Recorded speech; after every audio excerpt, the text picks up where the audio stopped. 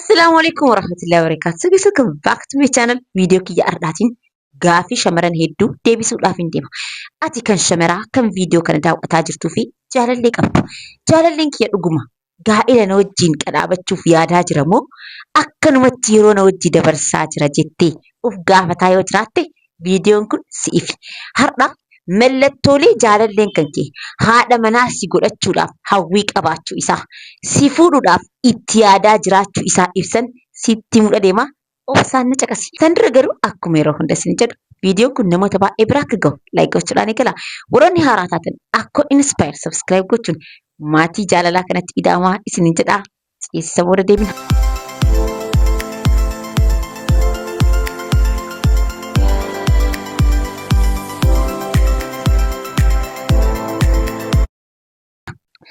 Nuti shamarran dhiira tokko wajjin hariiroo jaalalaa keessa jiraanne baay'isni isa jaalanna taanan hawwii fi abjuun kenna nama kana wajjin gaa'ila ijaarachuu qofa ta'a.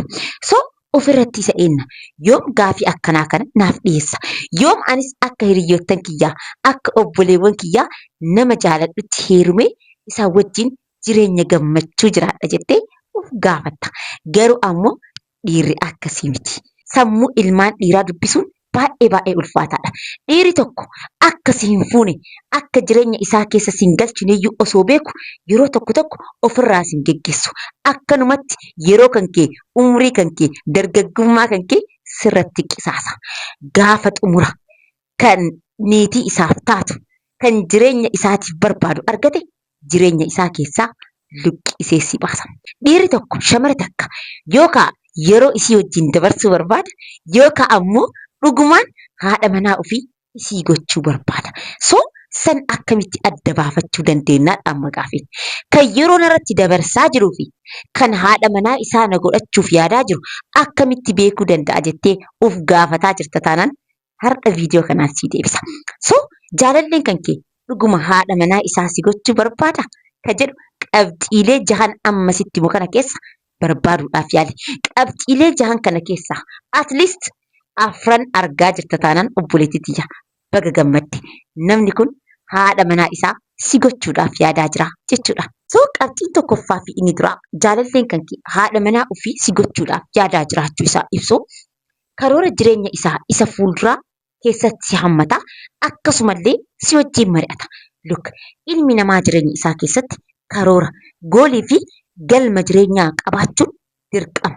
Taada namni ati jaalallee kiyya jettee waliin jirtu kun karoora isaa isa fuulduraa si wajjin mari'ata taanaan karoora isaa keessa ati jirta taanaan waan kana galmaan gaachuu keessatti waan biraatiinis yoo isa gargaaruu dadhabde at least yaadaan akka isa gargaartu akka isa jajjabeessitu waan godhu si wajjin mari'ataa jira taanaan obboleettii tiyya baga gammadde namni kun dhugumattu jireenya isaa keessatti include si gochuudhaaf yaadaa jira jechuudha. Hayooyyuu qabaatee fiiwucharii isaa keessatti include si godhu taanaan waan bor wajjin gochuu dandeettan waan bor itti jiraachuu dandeettan keessatti haasaa si wajjin hin qabu taanaan obboleettii gadi dhaabadhuutii of laali.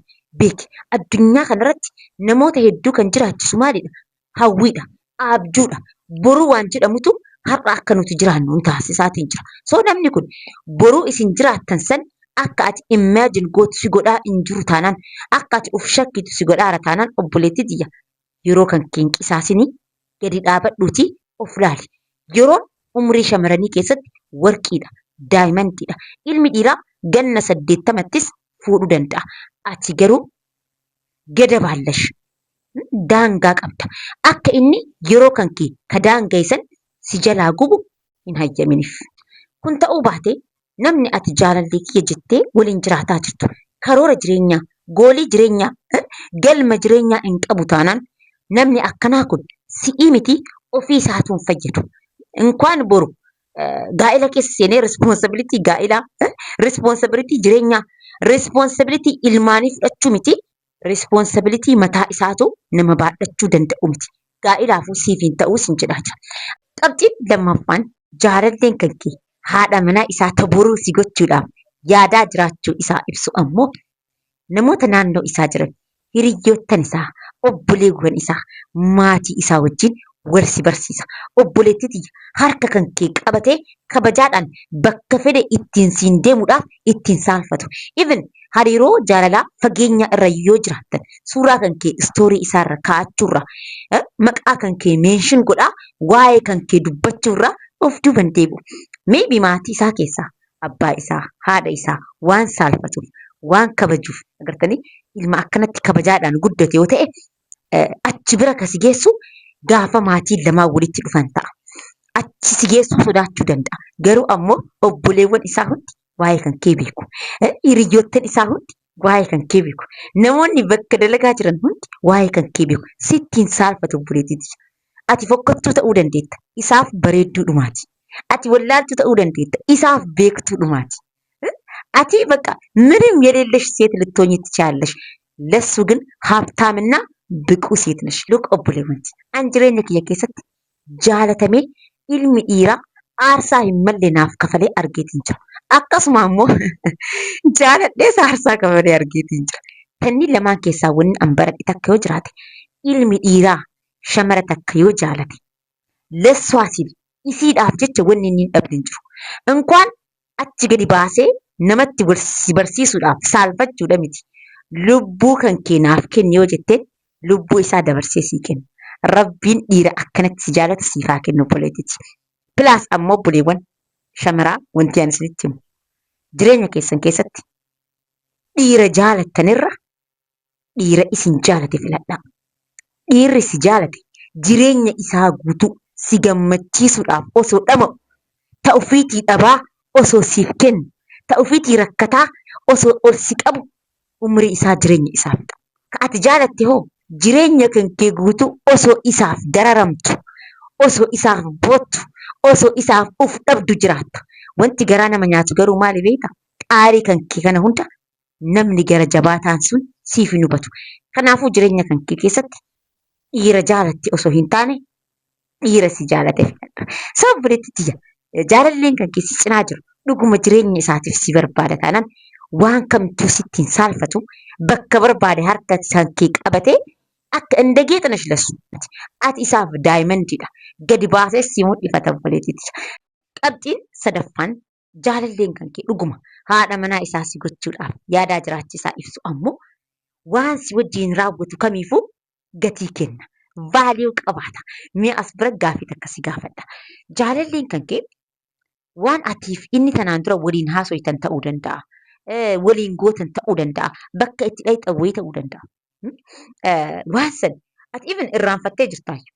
Na waan san isa wajjin haasa'uu kan kee waan san isa wajjin gochuu kan kee meebii irraanfattee jirta. Inni garuu yaadatee yeroo akkanaa kana bara akkas naan jettee ture. Yeroo akkanaa kana bara bakka akkanaa waliin deemnee ture. Yeroo akkanaa kana bara waan akkanaa raawwannee ture jedhee si yaadachiisee beeka. Waan ati irraanfattee wayii si yaadachiisee beeka. Beeka. Dhiirri akkanaa kun si cinaa jira taanaan obboleettiitti dhugaa rabbiitiin sitti himaa onnee isaarraa si jaalata. Waan si wajjin godhu kamiifuu vaaliyuu kenna. Waan si wajjin raawwatu kamiifuu bakka qabaafi. Soo jaalalleen kan kee yeroo kan keetiif vaaliyuu qaba taanaan haasaa kan keetiif vaaliyuu qaba taanaan waan kaleessa keessa dabarsitan akka waan har'a ta'eetitti takka takkaan yaadata taanaan bar dhiirri tokko tokko jira. Waanuma kalee fi dheengadda waliin haasoftanuu kan yaadan. Yoo atiif duuba deebitee akkas naan jettee ture bar jettee qaama. Anas hin jedhee inda addis miixayyikishuu hin dukkaadha. Bara dhiirri akkanaa itti guute kana keessatti dhiirri haasaa fi jechoota kan keetiif vaaliyuu qabu waan si wajjin dabarsitti gammachuu qabu takkaa takkaan of duuba jedhee yaadatu dhiira dhugumaan jireenya isaa keessatti vaaliyuu siif qabuu fi haadha manaa isaa si gochuudhaaf hawwii qabudha. Dhiira akkanaa kana of biraa qabda taanaan ittiin safin kabaji. Obboleettiiti nuti shamarran rakkoon kenna maali beektu? Dhiirri tokko yoo akka malee nu jaalate yoo akka malee nu fedhe hin jaalannu. Dhiira nuuf jedhee gadi jedhu osoo hin taane dhiira nutti boonu jaalanna. Meebii amma dargaggummaan umriin ati keessa jirtu waan akkanaa kana ilaalcha akkanaa kana akka ati qabaatti si taasisuu danda'a. Boru garuu bara wayii si gaabbisiisuu deema waan ta'eef umrii dargaggummaa kan kee kanatti jaalala irratti hin safin.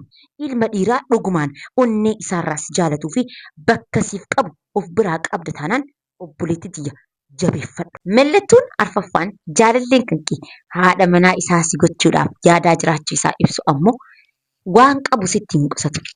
yaadaan ta'uu danda'a. Mallaqaan ta'uu danda'a. By the way, viidiyoo darbe irratti koomentii tokko dubbisaatiin ture. Cattiin takka akkasitti.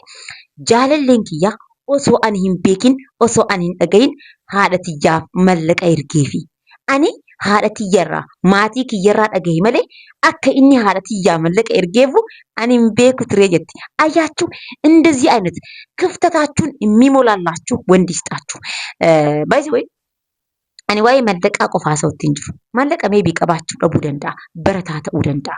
Haalli hojii isaa fayyamuu dhabuu danda'a. Mallaqa qofaan osoo hin taane yaadaan waan danda'u hundaa si cinaa dhaabbachuudhaaf humna isaatiin si gargaaruudhaaf of duuba hin deemu. Beekaa ilmi namaa waan qaburraa nama gargaara. Namni tokko qarshii 100 qabaatee 100 sanirraa 90 yoo sii kenneefi namni tokko qarshii miiliyoona qabaatee miiliyoona sanirraa 900 yoo kenne isaan lachuu qixaa beekaa. Lachuu qixa siif kennan. Hammi mallaqa isaan qabantu wal garaagarummaa qaba malee akkitti yookiin ammoo kallattiin isaan siif yaadaan jiran tokkodha. Akkasuma jechuun waan har'a qaburraa namni sitti hin qusanne yaadaan, humnaan, mallaqaan har'a waan qaburraa namni sitti hin qusatin boru gaafa guddaa qabaate sirraan dheeffatu. Namni har'a xiqqoo qabu sitti qusate boru gaafa guddaa qabu siin kennu beeki. Qabxiin shanaffaan jaalalleen kan kee haadha manaa isaa si gochuudhaaf hawwii qabaachuu isaa ibsu ammoo baay'isee si kabaja. Jecha badduu sitti hin dubbatu. Gochaanis ta'e jechaan daangaa kan kennuuf. Even inkaan yeroo nagaa waliin jirtanii miti. Even osoo si aareeyyuu, osoo isa dallansiteeyyuu jechoota hamilee kan keedhaan lafe bar Oromoo yoo mammaaku maal jedha? Arrabni lafeen qabu lafee nama cabsaa jedhu miti. Akkasii exactly. Namni dhugaadhaan jireenya isaa keessatti si barbaadu jechaanis ta'e gochaan si qusata. Even osoo sitti aareeyyuu daangaa sitti hin darbu. Aarii isaa san of keessatti gadi ammatee waan san raasuu taqaaxiloo ofii isaa keessatti gubatee dabarsuu barbaada malee waan gubaa san sitti achi tufee akka onneen kan kee cabu gonkumallee hin godhu. Dhiironni tokko tokko yeroo waan wayitiin walii galuu dadhabdanii sitti aaran jecha fokkataa sirra taranii maatii kan kee haadha tante jecha arrabaa kanneen maqaan hin dhoofsina maqaa akkanaa kanneen hin jaaladhu. Kan warri tiiktook warri laayivii taa'ee ittiin wal arrabsu kanneen hin jiraa miti. Jecha akkanatti hamilee kan keessi dha'u hunda sitti gadi fixatee ajaa afaan isaa keessaa sitti gadi baafatee ka'eet boru dhufee dhiifama. Ani bari yoo aaru waan dubbadhu hin beeku maali jedhee በዚህ ለማስተባበል ይሞክራል። እንደዚህ አይነት ማስተባበያ እህቴ እንዳትቀበይ። dhiirri har'a hariiroo jaalalaa keessa taa'ee jecha badaa akkanaa kana sitti dubbatu abbius si godhu boru gaafa gaa'ila keessa seene situmuurraaf duuban deemu. Gaa'ila keessatti ammoo shamari takka abbaa manaa isiitiin reebamaa tumamaa jiraachuu caala wanti jireenya itti hadheessu hin jiru. Sun ammoo eessa jalqaba? Arra jalqaba. Rileeshnshiippii keessatti. Kanaafuu dhiirri hamma danda'een uf to'atu. Jecha badaa sitti darbatee si mufachuu suura ofii ofiitiin mufatee cal'isuu filata obboleettii tiyya. Uf caala caalchisee si jaalata. Akkasuma si qusataa boruufis si barbaada. Kanaafuu dhiira akkanaa kana sitti aarus gadi cabsatee akka dhiirummaatitti si faana dabarsu yoo si bira jiraate jabeeffadhu. Namni kun dhuguma jireenya isaatiif si barbaada. Qabxiin jaffaan jaalalliin kan kee dhugumaan jireenya isaatiif akka si barbaadu si malee filannoo biraa akka hin qabne gaa'ila si wajjin godhachuudhaaf fedhii qabaachuu isaa ibsu ammoo amalli isaa tokkodha. Sitti hin jijjiiramu. Dhiironni tokko tokko bari jiru. Har'a nagaa waliin dabarsitanii waliin taphattanii jechoota jaalalaa waliif qooddanii bor yoo hirribaa kaatu nama biraa ta'e የሆነ የማታውቂው አዲስ ሰው የሚሆንብሽ እንደዚህ አይነት ሰዎች ምክንያት አላቸው። ilmi namaa lafaa ka'ee jijjiiramu. Akka jijjiiramu wantoonni isa taasisan waa hedduutu jira. Gati takka ta'u maannaan jettee beektaa? Jaalallee kiyya baay'ee takkan jaaladha. Garuu shamara biraa akka inni narratti qabateetiin hin jiru beeki. Maaliin beekee gaafannaan hiriyyima tiyya jaalallee godhatee jira. Garuu akka nuti lamaan hiriyyaa taane hin beeku jette. Innaa maaltu ta'e yoo isii wajjin walii galu ana narra jijjiirama jette. Yoo ana wajjin walii galu ammoo isii irra jijjiirama jette. Argitanii ilmi namaa lafaa ka'een jijjiiramu. Wanti isa jijjiiru wayii jira. Wanni ati hin beekne wayii.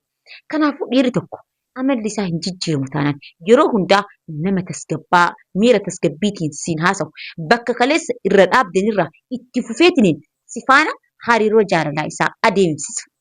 አዲስ ሰው የማይሆንብሽ ከሴት jijjiiramne የማይለዋወጥብሽ ሰው ከሆነ dhiirri kunis dhugumaan jireenya isaa keessatti haadha manaa isaa si gochuudhaaf si wajjin imaluudhaaf qophiirra jira. Kanaafuu dhiira akkanaa kana jabeeffadhu. Shamarran qabxiilee jahan isinitti hime kana keessa at least afran argaa jirtu taanaan jahanuu haa qabaatu jettee murteesse. Addunyaa kanarratti ilmi namaa perfect ta'ee hin jiru.